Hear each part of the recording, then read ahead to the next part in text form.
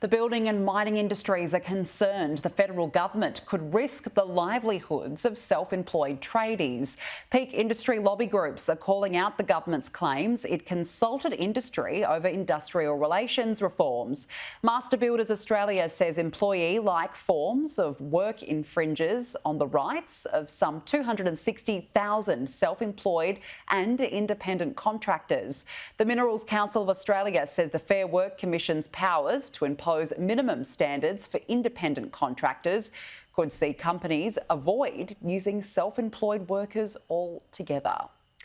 Well, joining me now live to discuss this is the Shadow Immigration Minister, Dan Tehan. Thank you so much for joining us. What's your reaction to this? Do you share those concerns from the building and mining industries? Well, absolutely. It seems that the Labor Party is hell-bent on doing everything they can to get the unions more and more involved in workplaces right across this country. And the deeply concerning and worrying thing about this is that ultimately in the end, it's going to make workplaces less efficient, less effective, and that's going to push up the prices of things. And in particular in the construction industry, that will lead to taxpayers having to pay more for major projects. And how that's in the interest, the long-term interests of our nation, no one can see. So these employers have every right to be calling this out, because we're starting to see more and more. All Labor seems to be focused on is getting more and more union involvement in workplaces. The federal government, though, says that it consulted with industry on this. So what's the alternative?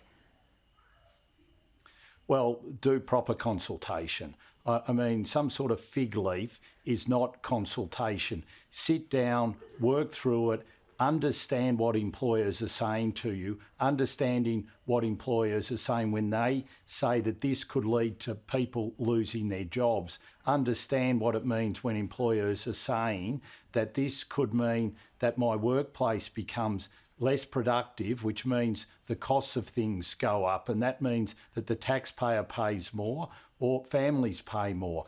Properly consult. Don't just say you've consulted by telling businesses and business organisations, this is what you're going to do. Actually sit down, listen to their concerns and work these issues through with them. I want to ask you about a story in today's Financial Review reporting that unions will be given special access rights to foreign workers brought in to fill aged care staff shortages.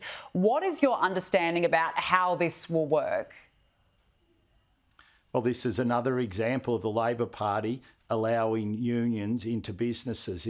In this case, it's into aged care providers. And basically what Labor agreements, the Labor agreement that aged care providers will have to sign to enable them to bring in migrant workers will mean that the union gets unfettered access to that workplace, and they will be able to meet with workers without management being involved. And if management want to be involved, and let me read you this quote, they will have to make a positive statement about the relationship with the union and the ongoing commitment to work together.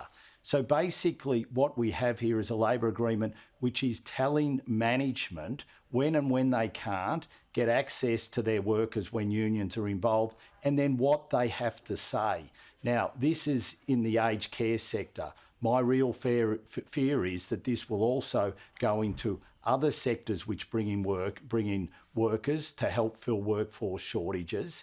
And if this is the start of it, then we're going to see more and more union involvement in workplaces. And it just seems to be the quid pro quo for Labor's Big Australia policy is that the unions will get better access to workplaces. But won't this ensure that these workers are not being exploited?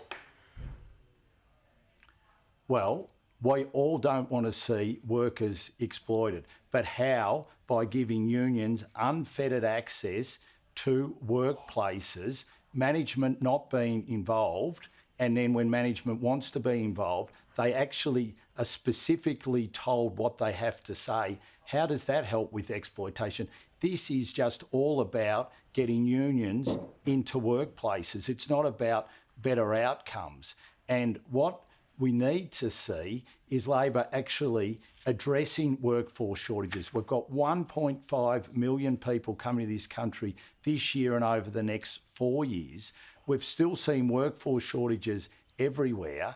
They're not addressing the housing crisis, the rental crisis, the crisis in our emergency departments in hospitals with workers. What we're seeing is just their big Australia by stealth, and here's how the union are going to benefit from it.